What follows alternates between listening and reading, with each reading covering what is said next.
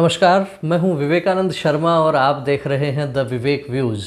The Vivek views के इस episode में हम चर्चा करेंगे राष्ट्रीय कवि संगम द्वारा आयोजित हो रही एक राष्ट्रीय स्तर की ऐसी प्रतियोगिता जिसके माध्यम से भगवान श्री राम का विचार जन जन तक पहुँचे।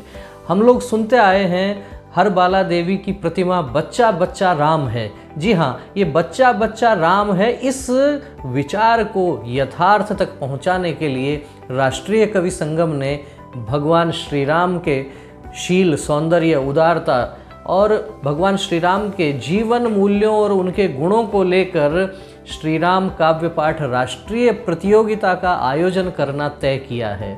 यह प्रतियोगिता किस प्रकार से होगी, इसके क्या नियम हैं, कौन इसमें भाग ले सकते हैं, इन्हीं तमाम विषयों पर मैं आपके साथ में एक जानकारी साझा करने वाला हूँ।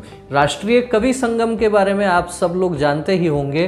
राष्ट्र जागरण धर्म हमारा, इस विचार को लेकर देश का सबसे बड़ा मंचीय कवियों का एक संगठन जो राष्ट्र की बात करता है, जो जीवन मूल्यों की बात करता है, उस संगठन के द्वारा एक बहुत ही अच्छी पहल यह की गई है। भगवान श्री राम के जीवन पर आधारित श्री राम काव्य पाठ राष्ट्रीय प्रतियोगिता। तो आपके समक्ष मैं बताना ये चाहता हूँ कि सबसे पहले पंजीकरण कैसे करवाएं। तो पंजीकरण करवाने के लिए प्रत्येक ज़िले में जिला संयोजक बनाए गए हैं। आप जिला संयोजक के व्हाट्सएप पर अपना नाम, आयु, एक पासपोर्ट आकार का फ़ोटो, घर का पता, मोबाइल नंबर, व्हाट्सएप नंबर और कविता जिस भाषा में आप बोलने वाले हैं वह आपको जानकारी देनी है। इसके पश्चात आपको पंजीकरण का क्रमांक मिल जाएगा। साथ ही गूगल फॉर्म के द्वारा भी पंजीकरण प्रारंभ हो चुका है, आपको जानकारी मिल जाएगी सोशल मीडिया से, प्रिंट मीडिया से। काव्य पाठ के विषय की यदि हम बात करते हैं तो जैसा मैंने पहले भी बताया, भगवान श्री राम की महिमा, उदारता, शक्ति, शील, सौंदर्य, इन सब का वर्णन हो। किंतु इसमें तुलसीदास जी द्वारा रचित रामचरितमानस का उपयोग नहीं करना है। ऐसी कोई भी कविता जिसमें भगवान श्री राम के गुणों का वर्णन नहीं हो उसका आपको पाठ नहीं करना है। साथ ही स्वरचित कविता का भी पाठ इस प्रतियोगिता में नहीं किया जा सकता। वो इसलिए नहीं किया जा सकता क्योंकि आप अलग अलग कवियों को पढ़ें, ये भी एक उद्देश्य है। यह कविता 3 स्तरों पर होगी, जिला, प्रांत और राष्ट्रीय स्तर पर। समय 2.5 मिनट से 4 मिनट तक का समय है। भारत की किसी भी भाषा में आप कविता पाठ कर सकते हैं। हर जिले में हिंदी भाषा और उसके अतिरिक्त अन्य भाषाओं के भी निर्णायक उपलब्ध रहने वाले हैं और आप जिस भाषा में कविता पाठ करने वाले हैं उसकी स्वीकृति आपको अपने जिला संयोजक के माध्यम से, प्रांत संयोजक और राष्ट्रीय संयोजक से भी आपको स्वीकृति लेनी पड़ेगी। एक और बड़ी अच्छी बात है कि इस प्रतियोगिता के लिए आयु वर्ग फ्री रखा गया है। आयु का कोई बंधन नहीं है। 3 वर्ष 4 वर्ष के बच्चे से लेके और बुजुर्ग तक भी कविता पाठ कर सकते हैं, लेकिन आपका आकलन किस आधार पर होगा। आप जो कविता पाठ करेंगे उसका आकलन जो है वो निर्णय किस आधार पर करेंगे कि विषय का चयन और भाव, सौंदर्य, इसके 10 अंक हैं। उच्चारण कैसा है, लय कैसी है, इसके भी 10 अंक हैं। साथ ही आपकी स्मृति, आपने याद कैसा किया है, आपका आत्मविश्वास कैसा है और प्रभाव कैसा है, इसके भी 10 अंक हैं। कुल 3 हमने भागों में बांटा इसको, 30 अंक हो गए। 30 अंकों के आधार पर आपका आकलन होना है। इस प्रतियोगिता के कुछ महत्वपूर्ण नियमों की जानकारी मैं और आपके समक्ष साझा करना चाहता हूँ। कोई भी कविता वाचक जो है उसके लिए जो समय हमने 2.5 मिनट से 4 मिनट का तय किया है उसी के भीतर आपको भूमिका भी रखनी है और भूमिका 30 सेकंड से अधिक की नहीं होनी चाहिए। भूमिका में महत्वपूर्ण बात यह है, आप जिस रचनाकार, जिस कवि की आप कविता का वाचन कर रहे हैं उस कवि का नाम बताना भी आवश्यक है। उसके बाद में ही आप कविता पाठ प्रारंभ करें। कविता बिना किसी पठनीय सामग्री की सहायता के आपको सुनानी है, अर्थात आपको याद करके सुनानी है, उसके आपको अंक मिलेंगे। यदि कविता गाए जाने वाली है, गेय है, तो आप इसमें किसी भी प्रकार के वाद्य यंत्र या ताल का सहारा नहीं ले सकते, नहीं कान में आप ईयरफोन लगा सकते हैं। जिला स्तर की प्रतियोगिता ये जो है हम 15 सितंबर तक हमें संपन्न करनी है। पूरे देश भर में एक ही तिथि ये तय की गई है और जिले के जो प्रथम 3 विजेता हैं वो प्रांत स्तरीय प्रतियोगिता के लिए योग्य माने जाएंगे। हर जिले से 3-3 प्रतियोगी वो प्रांत स्तर की प्रतियोगिता में जाएंगे। प्रांत स्तरीय प्रतियोगिता 15 अक्टूबर तक संपन्न होगी और इसमें जो कवि पहुंचेंगे, जो कविता वाचन करने वाले लोग पहुंचेंगे, वो वही कविता का पाठ करेंगे जो उन्होंने जिला स्तर पर उन्होंने जो कविता पढ़ी है और जिसके आधार पर वो चुने गए हैं। राष्ट्रीय प्रतियोगिता में भी वही कविता रहेगी। प्रांत के सर्वश्रेष्ठ 6 प्रतियोगी राष्ट्रीय प्रतियोगिता में पहुंचेंगे। राष्ट्रीय प्रतियोगिता 2 चरणों में होगी, पहली अपने क्षेत्र के अनुसार और अंतिम प्रतियोगिता दिल्ली में होगी। अंतिम प्रतियोगिता 15 नवंबर 2021 को प्रत्यक्ष रूप से दिल्ली में होने वाली है। अब बात करें प्रांत स्तरीय प्रतियोगिता के विजेताओं की, तो प्रांत स्तर पर जो विजेता होंगे उनमें प्रथम को 5100 रुपये 5100 रुपये, द्वितीय को 3100 रुपये और तृतीय को 2100 रुपये के पुरस्कार देना तय किया गया है। जिलों में जिला संयोजक अपने हिसाब से पुरस्कार की राशि तय कर सकते हैं, अन्यथा प्रमाण पत्र तो सबको मिलना ही है। राष्ट्रीय प्रतियोगिता के प्रथम विजेता को 31,000 रुपये मिलेंगे, द्वितीय विजेता को 21,000 और तृतीय को 11,000 रुपये का पुरस्कार दिया जाएगा। सभी स्तरों के विजेताओं को, प्रतिभागियों को, जो भी भाग लेगा उनको सबको राष्ट्रीय कवि संगम की ओर से प्रमाण पत्र भी मिलेंगे। भारतीय संविधान द्वारा मान्य 22 भाषाओं के प्रथम स्थान पर आने वाले विजेताओं को भी पुरस्कृत किया जाएगा। बहुत सारे पुरस्कार हैं। प्रत्येक भाषा के प्रथम विजेता को 3100 रुपये की राशि प्रदान की जाएगी। इसके लिए अलग से कोई प्रतियोगिता नहीं होगी। प्रथम स्थान प्राप्त करने वाले की कविता का स्तर उच्च और उत्कृष्ट होना चाहिए, इसका निर्णय निर्णायक मंडल करेगा और जो निर्णय निर्णायक मंडल करेगा उस पर किसी प्रकार का विवाद स्वीकार नहीं होगा।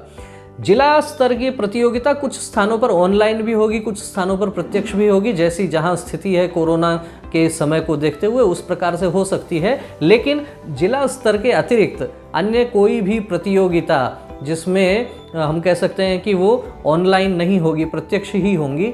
जिला स्तर पर अगर प्रतिभागी 50 या इससे कम हैं तो प्रतियोगिता प्रत्यक्ष कराने की ही व्यवस्था की जाए, ऐसा निवेदन है। अधिक संख्या हो तो प्रत्यक्ष रूप से अलग अलग 2-3 स्थानों पर भी पहले चरण की प्रतियोगिता कराकर फिर अंतिम चरण में जिलों के विजेताओं को चुना जा सकता है। प्रथम चरण में ऑनलाइन प्रतियोगिता भी कराई जा सकती है, वो सब जिला संयोजक अपने जिले की स्थिति परिस्थिति के अनुसार तय कर सकते हैं। राष्ट्रीय प्रतियोगिता के प्रतिभागियों को प्रतियोगिता स्थल तक आने जाने के लिए साधारण श्रेणी की बस यात्रा या रेल यात्रा का न्यूनतम वास्तविक किराया दिया जाएगा। जिला तथा प्रांतीय प्रतियोगिता, प्रांत स्तरीय प्रतियोगिता के लिए आवागमन का व्यय प्रतियोगी स्वयं करेगा या फिर उस प्रांत के कार्यकर्ता ये तय करेंगे। महत्वपूर्ण बात यह है कि प्रतियोगिता का पंजीकरण निःशुल्क है, उसका कोई शुल्क नहीं है। यह प्रतियोगिता भारत की सभी भाषाओं और बोलियों के लिए खुली है। जिन प्रांतों की भाषा हिंदी के अतिरिक्त अन्य कोई भाषा है वहाँ हिंदी और उस विशेष भाषा के प्रतियोगियों के लिए दोनों भाषाओं के जानकार निर्णायकों द्वारा निर्णय दिया जाएगा। उदाहरण के लिए हम बात कर सकते हैं पंजाब की, लेकिन चूंकि हम मूल रूप से राजस्थान की ही बात कर रहे हैं तो राजस्थान में एक हिंदी भाषा है और शेष क्षेत्रीय जो बोलियां हैं तो उन बोलियों में भी जैसे हाड़ौती की अलग बोली हो गई, आपके मारवाड़ी हो गई, ढूंढाड़ी हो गई, तो उनके जो है उनमें भी आप काव्य पाठ कर सकते हैं और उनका निर्णय जो करने वाले हैं वो उन बोलियों के भाषाओं के जानकार वो उसका निर्णय करेंगे। अन्य जो प्रांत हैं उनमें वहाँ की बोली, पंजाब है, हरियाणा है, वहाँ उसके हिसाब से अपन जो है वो प्रांत के कार्यकर्ता काम करेंगे। हिंदी के अतिरिक्त अन्य भाषाओं के विजेताओं का निर्णय भी राष्ट्रीय स्तर के आधार पर होगा, राष्ट्रीय प्रतियोगिता के आधार पर होगा। महत्वपूर्ण बात यह भी है कि किसी भी प्रकार के विवाद या असहमति कि यदि कोई स्थिति बनती है तो आयोजक मंडल का निर्णय सर्वोपरि होगा और मान्य होगा, क्योंकि संगठन का काम है, संगठन का काम अपने अनुशासन से चलता है और आयोजक मंडल ये तय करेगा कि क्या निर्णय लेना है विवाद की स्थिति में। राष्ट्रीय कवि संगम का कोई भी पदाधिकारी इस प्रतियोगिता में भाग नहीं ले सकता, लेकिन राष्ट्रीय कवि संगम का पदाधिकारी तो भाग नहीं ले सकता, लेकिन उनके परिवार के लोग वो भाग ले सकते हैं। छोटे बच्चे भाग ले सकते हैं, युवा साथी भाग ले सकते हैं, बुजुर्ग लोग भाग ले सकते हैं। और ये तो हुई बात इस प्रतियोगिता के नियमों की। एक दो नियमों के बारे में मैं और कुछ चीज़ें आपके समक्ष स्पष्ट कर देना चाहता हूँ। अनेक लोगों की ओर से ये प्रश्न आए हैं कि हम अपनी कविता क्यों नहीं पढ़ सकते। यदि जो लोग कवि हैं और वो उनकी तरफ से ये विचार आया कि हमारी स्वयं की लिखी हुई कविता क्यों नहीं पढ़ी जाए, तो उसमें मैं निवेदन ये करना चाहता हूँ कि आप भले ही बहुत अच्छे कवि होंगे, लेकिन चूंकि आप कवि हैं तो आप पढ़ते भी होंगे। तो राष्ट्रीय कवि संगम का यह विचार है कि आप अपने अतिरिक्त अन्य लोगों की भी श्रेष्ठ रचनाएं पढ़ें।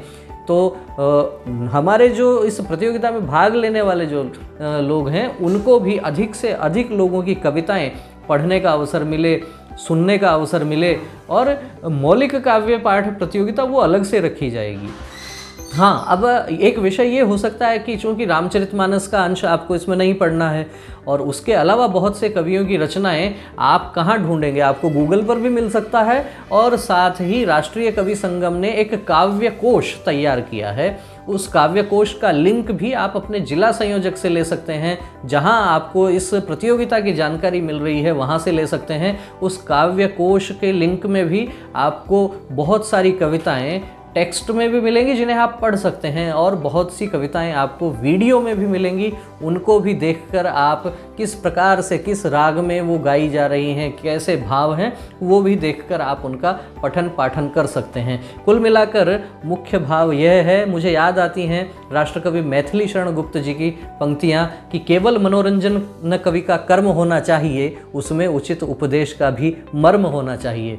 राष्ट्रीय कवि संगम ने यही विचार, इसी को आत्मसात करते हुए जो मूल मंत्र है राष्ट्र जागरण धर्म हमारा, इसको ध्यान में रखकर भगवान श्री राम का विचार घर घर तक पहुँचे। भगवान श्री राम के बारे में देश के बच्चे भी जानें और उनके विषय में साहित्यिक रूप से क्या उत्कृष्ट रचनाएं हैं, उनका पठन पाठन घर घर में हो, एक वातावरण बने, राममय वातावरण बने। अयोध्या में भव्य राम मंदिर का निर्माण हो रहा है, तो हमारे मन मंदिर में भी भगवान राम की मूरत, उनकी छाप, उनकी स्मृतियाँ, उनकी कहानियाँ, उनके प्रसंग, ये सब हमारे मन मंदिर में भी अंकित हों। इसी विचार को लेकर राष्ट्रीय कवि संगम ने यह आयोजन किया है। इस संदर्भ में, यदि इस प्रतियोगिता के संदर्भ में आपको कोई और जानकारी लेनी हो, आपकी कोई जिज्ञासा हो, तो आप कमेंट करके आप उन जिज्ञासाओं का समाधान कर सकते हैं। आपके यदि कोई प्रश्न हो तो वो भी आप कमेंट बॉक्स में पूछ सकते हैं।